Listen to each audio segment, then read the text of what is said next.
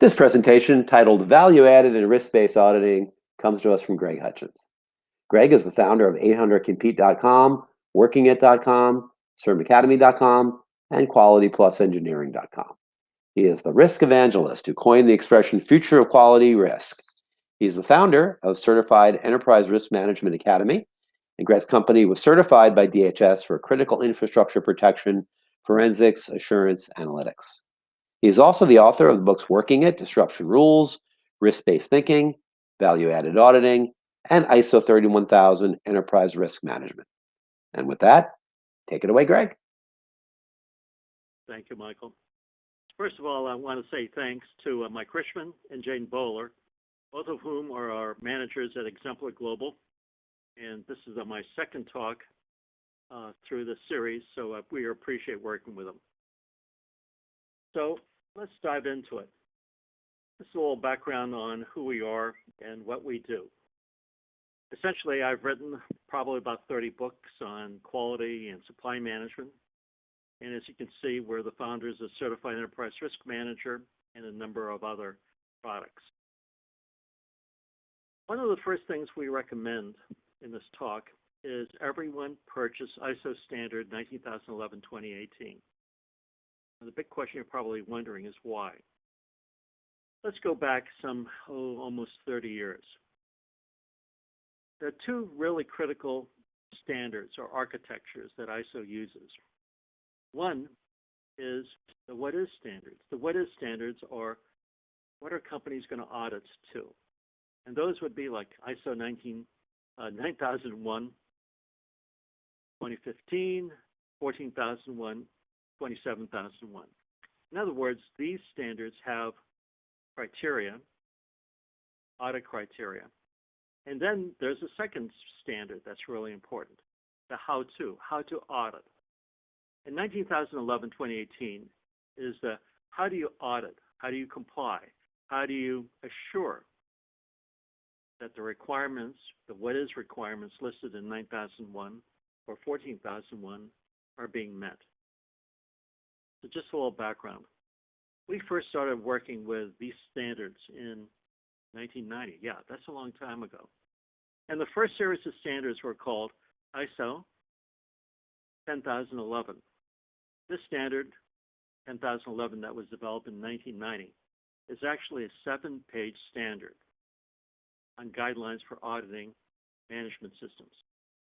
In other words, this standard right now, 19011, instead of being 7 pages like it was 30 years ago, is now 46 pages. And it is the standard that all the other, what we would call management system standards, are audited by. So we suggest that you purchase a standard. It's 46 pages. I think in the U.S. it runs about $150 US. It's cheaper in India, in the Far East, so shop around. So we've been auditing, quality auditing, and other types of auditing for a long time. You can see that we actually wrote the cover article, the State of Quality Auditing for Quality Progress, in March 2001. And now, 19 years later, we're actually talking about value-added auditing or risk-based auditing. So let's talk about the biggest challenge that we see right now in quality auditing and in the profession. The biggest auditing challenge for quality auditors is that executive and board level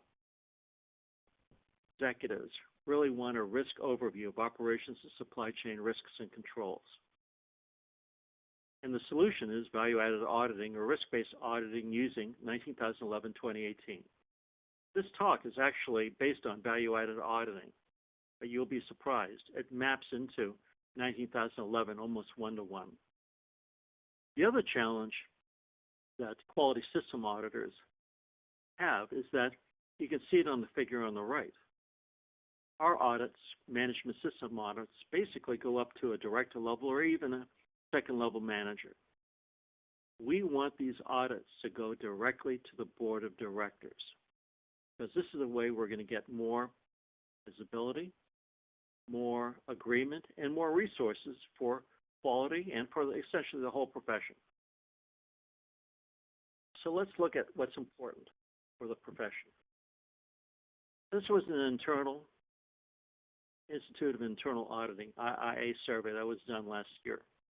If you look at the top 10 audit plan priorities for 2019, they include enterprise risk management, 2, cybersecurity risk threats, 3, third-party risk management, 4, fraud risk management, and then 5, codes of internal control, risk control, integrated framework, 6, agile risk and compliance. You see a trend? Basically, the top 6 areas for the Institute of Internal Auditors, all with risk, specifically risk auditing. And that's going to be one of the takeaways in this workshop, is that almost all auditing these days, whether it's internal, first party, second party, third party, if it's performance auditing, all of it is going to be risk-based. And that's really a key ingredient for your success, quality, whether it's doing ERM, cyber audits, third parties, conformance audits, or second party audits of suppliers. It's all going to be about risk. So what are we going to talk about today? We're going to talk about 5 different presentation topics. And you can see these on the list. We're first going to talk about auditing context, planning the audit, the risk audit, risk-based audit. 3, conducting the audit. 4, reporting the audit. And 5, lessons learned about risk-based audits. The figures on the right basically show you the format that we're going to follow. We're going to follow a very linear format, very much how-to oriented. The critical takeaway, though, is each one of these steps take time. If you're going to do a full risk-based audit, it's going to take you 3 times, 5 times as long as a management system audit. Not 30%, not 50%, but 300 to 500% more time. In other words, a risk-based audit or value-added audit takes time. Why? A lot of companies, especially boards of directors, want a higher level of assurance. A higher level of assurance means more controls, and that means more reviews in terms of the effectiveness of the control structure as well as the individual controls. So it's no longer going through a checklist or a compliance checklist. It's actually testing controls for effectiveness. And that's why it takes so long. So let's dive into it. First area we're going to look at is value-added auditing context. The context of auditing, especially in the quality world, has changed phenomenally. For example, ISO 9001:2015, which is the what is standard. Remember, we talked about 2 types of standards from ISO. The what is, in other words, what are you auditing against, and the how to. ISO 19011:2018 is a how to standard, how to conduct an audit. And if you look at some of the challenges in the quality world, 9001:2015 registrations have dropped 20%. Could be more in some countries, could be less in others. Certification bodies are looking for new revenue sources. Certified companies want value, and ISO consultants want more income. And the purpose of this seminar, this webinar, is to show you how you can get more income, how certified companies can get more value, how CBs can find additional revenue sources, as well as hopefully lowering the amount of companies or enhancing the amount of companies that will be registered. So we'd like to hear what you think of this seminar. A couple ideas that we have is ISO 19011 is a must-buy standard. It's 46 pages long compared to the original 7 pages in ISO 10011 in 1990. It's also one of the best written standards out there by ISO. Companies are developing new auditor requirements both for first-party, second, and third-party audits, and quality auditors need more advanced, this is redundant, they need advanced risk training. And hopefully this will spur you to get that additional training. So first of all, what is a value-added audit? Value-added audit is essentially a risk-based audit. It adds value to the organization's stakeholders, provides objective and relevant assurance, and it contributes to the effectiveness, efficiency, and we'll add one more E, economy, for governance, risk management, and control processes. Now, there are a number of benefits to VAA, and we'll just simply cover the top 5, but there are probably another 10 or 15 that we can discuss. One is to assure that objectives, business objectives, quality objectives can be met. It provides real numbers and recommendations to the board and executive management. There is an assurance that there is a system of effective risk controls throughout the organization. And in conducting the risk-based audit, the auditor not only has seen the risk controls, but has tested them for effectiveness. It provides a higher level of risk assurance to the board and senior management.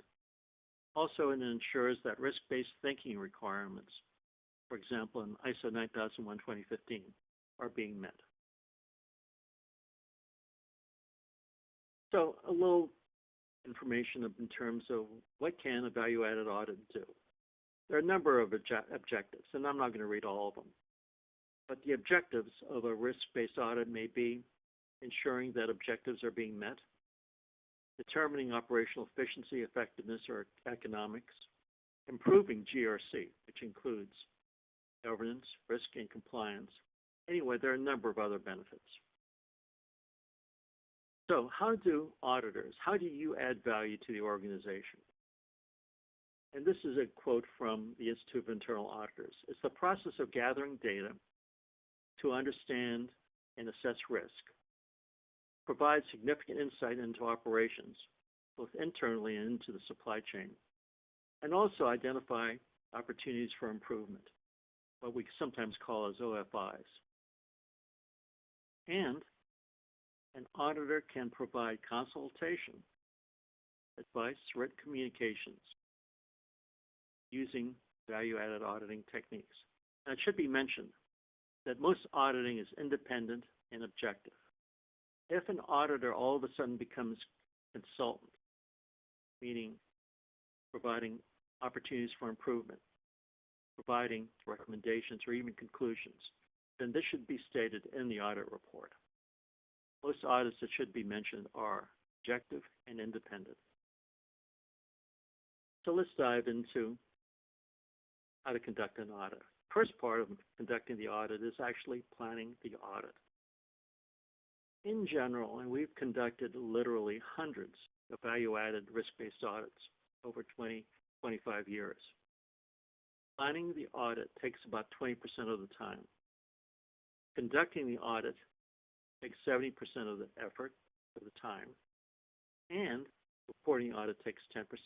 If you add those three elements, planning, 20%, conducting 70%, and reporting 10%, you'll add, hopefully they'll add up to 100%.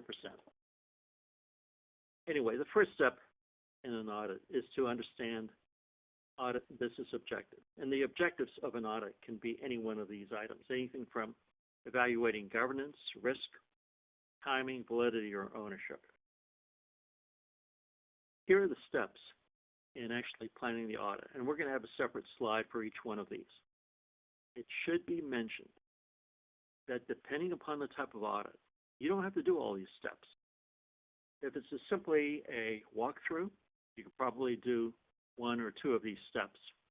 If you're doing a more enhanced audit, risk-based audit, where a professional opinion may have to be delivered to executive management or the board, then you're probably going to have to do all the steps that are listed. But again, it's a matter of scoping and providing the relevant level of assurance. This is the critical word in risk-based auditing, providing the requisite or necessary level of assurance to the client.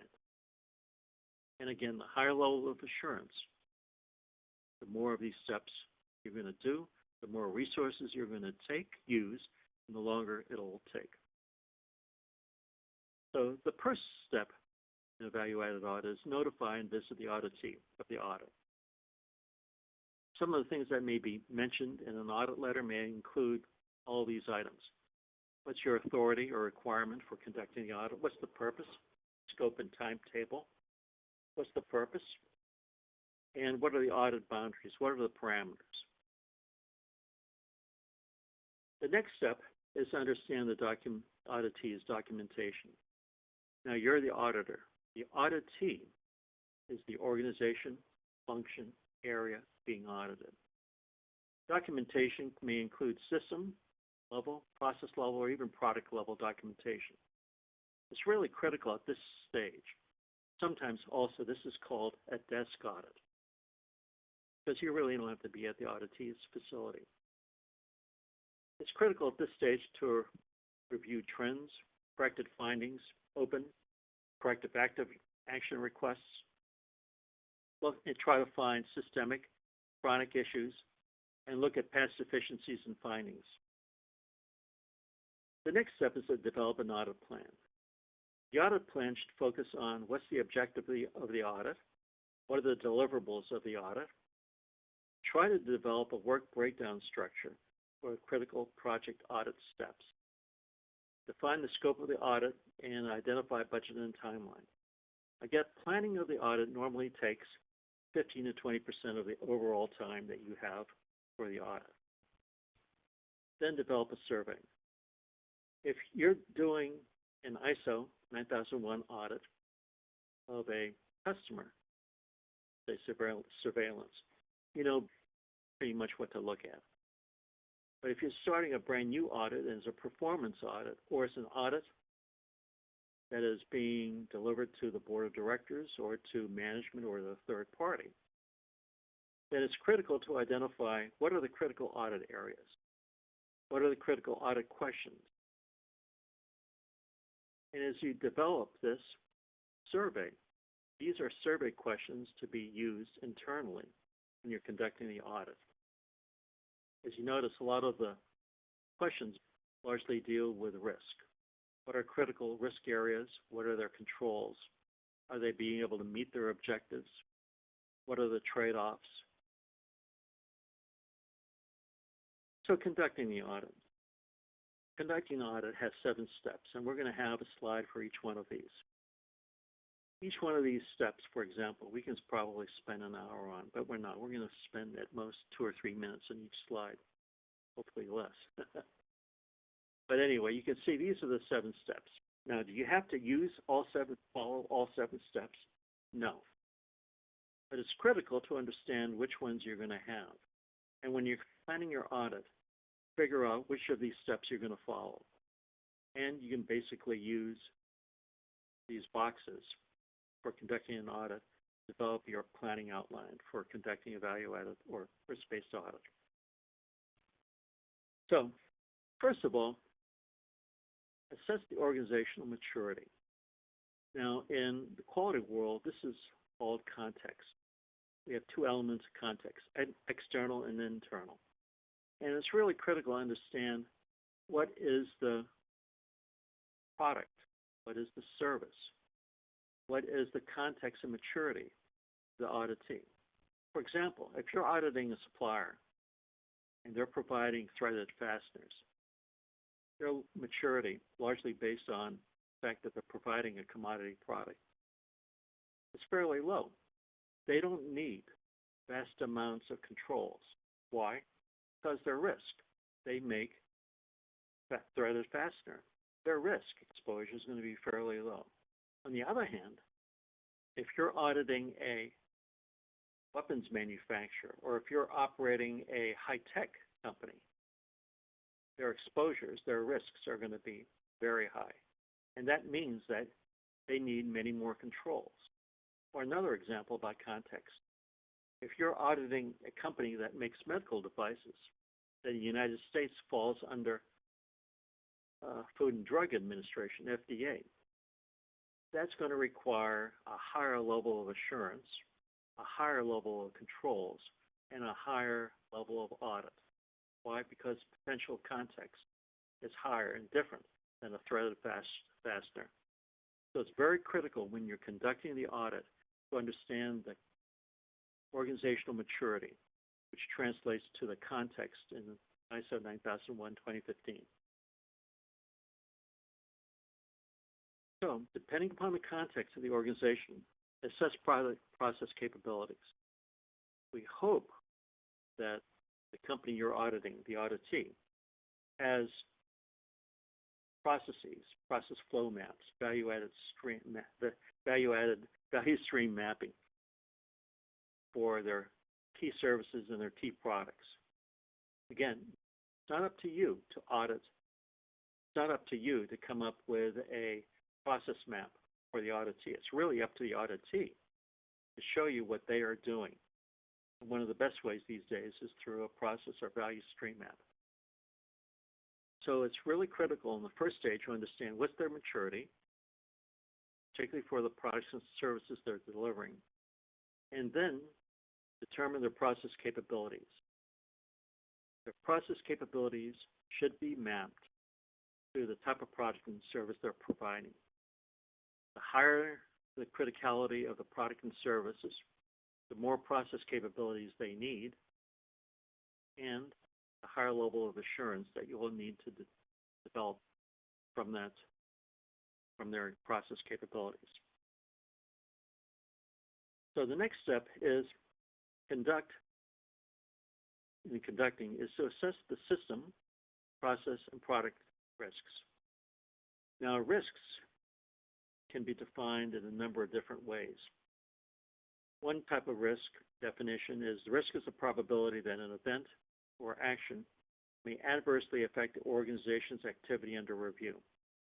In ISO, that can be redefined in terms of uncertainty that can impact the ability of the organization to achieve their critical objective. And at this stage, it's important to understand what are the controls that they have that are mapped against each risk. Now, this is critical that a lot of people don't understand. Risk and control are concepts that go together. For example, you can't have risk without control, and you can't have control without a risk. Think of it as you can't have good without a bad, and you can't have a bad without a good. They're complementary concepts. So the definition of control are actions taken by management to enhance the likelihood that established objectives and goals will be achieved. There are three types of controls: preventive, protective, and directive. And at this stage of the process of conducting the audit, it's very, very important to understand what are the controls, where are they located, and how effective are they to minimizing the risk, both event risk as well as risks that impede the organization from achieving its objectives. Now then, at this stage, assess evidence. As you notice, as we're going through conducting the audit, what we're doing is not only finding the key objectives, but we're also looking at the risks that the company, the auditee, has identified that impede the organization from achieving its objective. And more importantly, you as the auditor are assessing evidence that, one, is achieving its objectives. Two, the auditee is controlling its risks within the risk appetite of the organization. Not you, the auditor, but the auditee is controlling risks within the risk appetite, risk tolerance band that it has. So, your job as the auditor is to conduct the audit and to basically achieve what we call reasonable assurance. So we're going to talk about that toward the end of this presentation. What is reasonable and what is assurance? So at this stage, it's important for you to develop and to assess evidence based on the assurance and risk that the controls are working properly and objectives are being met. And of course, you're going to be testing. You're going to be looking at the objectives, you're going to be testing the controls, and you're going to make sure that the remaining risks are within the tolerance band of the auditee's organization. And then at this stage, after conducting the audit, and remember, conducting the audit takes about 70% of the time of the audit, you're going to form some type of opinion. It's opinion in terms of the auditee.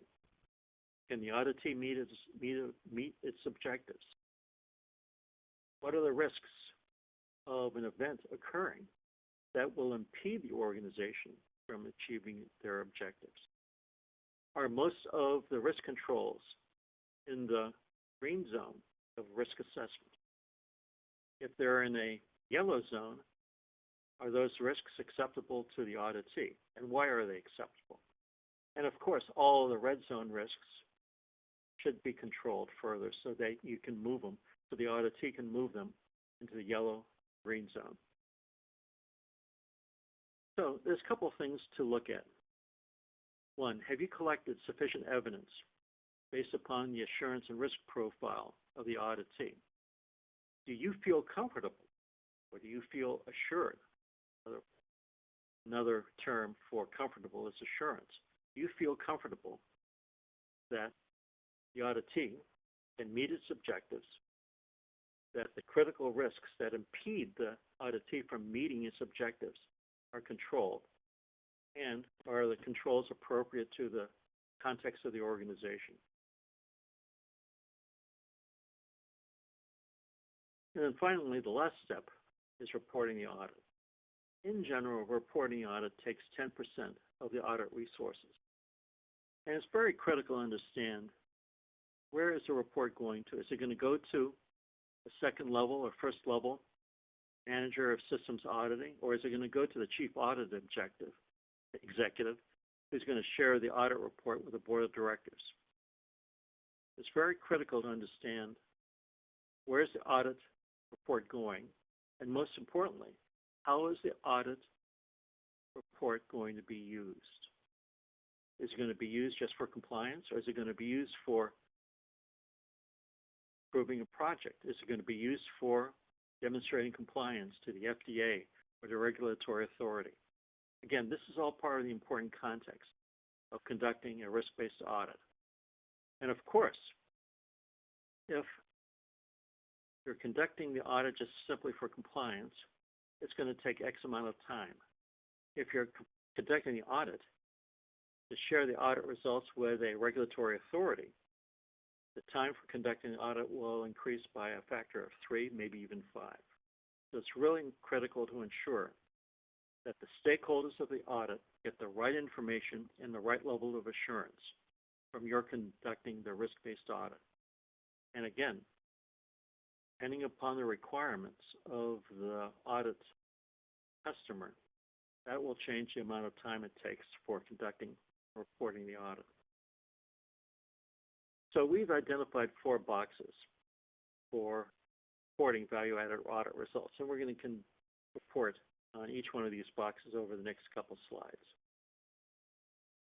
An audit format can be anything from a checklist, checking off boxes, to a regulatory prescriptive audit format. It can be a abbreviated audit. It can be an exception audit. It can be a corrective action.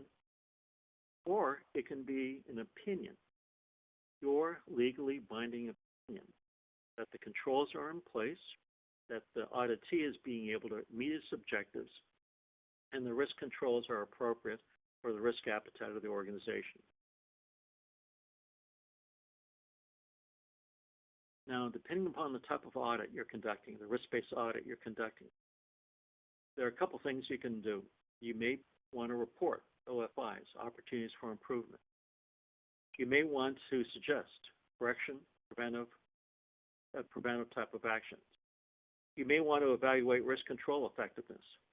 You may want to assert or evaluate or provide an opinion, what we call opine, that the auditee is reaching its objectives or meeting its objectives. Again, each one of these are different outcomes of a value-added audit. And it's important to maintain an audit file. Depending upon the type of audit and the context of the audit, you may have legal requirements that Audit information, audit results, and audit work files are retained for 1 year, 2 years, 3 years. But it's very important to understand what are the legal requirements of the customer or the audit, and potentially the regulatory authorities. Do they want the audit results as well as the audit file, what we call the working file, maintained for 1 year, 5 years, and sometimes even 10 years? And then finally, what type of findings are you going to report? These findings are based upon what are the objectives of your audit? What's the content of the auditee? What are the control requirements and objectives that they want to meet? And again, depending upon your plan of the audit, you may want to identify fraud, illegal acts, out-of-control processes, significant risks, inefficiencies, or the organization is not able to meet its objective. Also, depending upon the type of audit report, you may want to report positive elements in your review. They may entail opportunities for improvement, process improvement, capabilities and controls that are in place, and risk control effectiveness. So we've been doing these type of audits for a long time, almost 25 years. We wrote the first edition of Risk-Based Auditing for Wiley, and then a couple books for McGraw-Hill in the early 90s. So we've been doing this a long time. Here are some of our lessons learned. I should say hard lessons learned about auditing, especially auditing risks. And we're just going to, and we have a lot of experience with each one of these. These are audit risks, actually. First one is asking basic or stupid questions. We've gone down many false leads conducting risk-based audits. And of course, depending upon the audit client, everything from a regulatory authority to a board to a legislature, we've made just about every mistake you can think of, and we've done each one of these. We've missed significant risks. We don't understand controls. We've chased insignificant items. We've spent too much time in one area. We've underbid audits, especially risk-based audits, by a factor of 20 or 30%. And we've had to take a loss, unfortunately. Because in many audits, for example, change orders are not allowed. We've gone in circles. We've pursued unimportant items. We've come into dead ends. We've neglected major deficiencies or risks. We've missed critical items. And we've overemphasized minor controls. Now, normally, if I'm doing an audit of a threaded fastener, these would not be important. Recently, just within a couple of years, we had to do an audit to a regulatory board authority. We've done a lot of these. Department of Energy, Department of Transportation, Federal Aviation Administration, meaning our audit reports go directly to the board or to the administrator of the agency.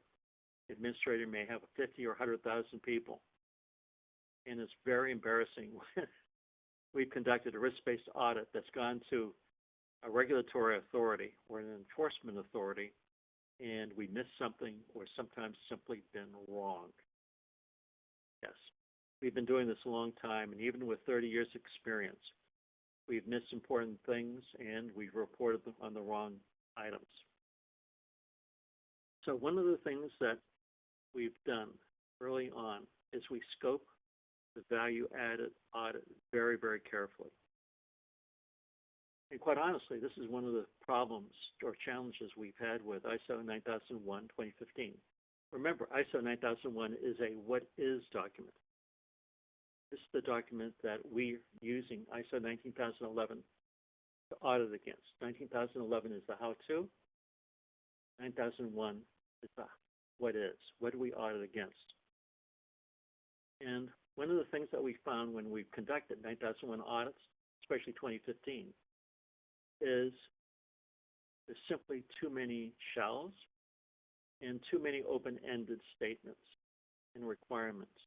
For example, they want you to understand what are stakeholder requirements, or what are interested party requirements. When you conduct a value-added or risk-based audit, the first thing you need to do in the planning is scope the audit very, very carefully. Otherwise, you as the auditor will be boiling the ocean. And if you don't know what that means, Google it. In other words, you're going to be chasing your tail and you're going to lose money on the audit. The other thing that you're going to want to do in the audit, the risk-based audit, is you're going to have to determine what does reasonable assurance mean. Now, for most quality auditors, that's not a critical concept. But if you're going to conduct an internal audit that goes to board, if you're going to conduct an internal audit that goes to an enforcement authority, which is the FDA, Department of Transportation, it's very, very critical to define what is reasonable assurance for you, the auditor. And I mentioned a couple examples. Is reasonableness 100% implementation in all areas, in all systems, in all times? That, again, is what we would call boiling the ocean.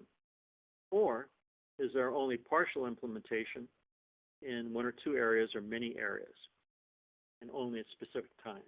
It's very, very critical to determine the scope of the risk-based audit and to define what is reasonable for you. Because if you can't do both, you're going to be chasing your tail, and most importantly, you're going to lose money, and the customer is not going to get what he or she wants. So, back to required skills. We've been doing this for many, many years. We've been in charge of audit teams of 8 to 10 people. We've reported up to legislatures. One of the things that we actually invented was conducting forensic audits for Homeland Security. And we do a lot of what we would call enforcement audits for regulatory authorities. And one of the things we found through the years is finding auditors with the right skills, knowledge, skills, and abilities to conduct value-added or risk-based audits has been a challenge. If you go back to the third or fourth slide and you saw all those areas that are being audited now, enterprise risk management, suppliers, fraud, cybersecurity, it's very, very difficult to find expert auditors who can conduct those audits. Or if we find them, costs can be very, very high. For example, in the U.S., value-added auditor can make $150,000. Why? In cybersecurity. Why? It's a critical area. Those audits require an opinion, and they require a very strong background in engineering as well as cybersecurity. So one of the things we recommend is if you're going to migrate your skills and you want to basically become marketable and make a lot of money, develop a lot of skills and knowledge in risk-based audits. So finally, in conclusion, I've just covered the tip of risk-based auditing. On the right, you've got the book that I think started it all, called Value-Added Auditing. And actually, we wrote that book, probably first edition, around 1995, when everybody was using ISO 10011 as their as their quality systems management system standards for conducting audits. But one of the things we recommend is take a look at this book, the 500-page manual on how to conduct a risk-based audit. So thank you very much for your time, and if you've got any questions, please reach out to us. We always want to help people in terms of their career, in terms of how to conduct risk-based audits, because this is what we do. And thank you, Greg Hutchins, for that exceptional look at adding value through risk-based auditing. And that concludes this presentation.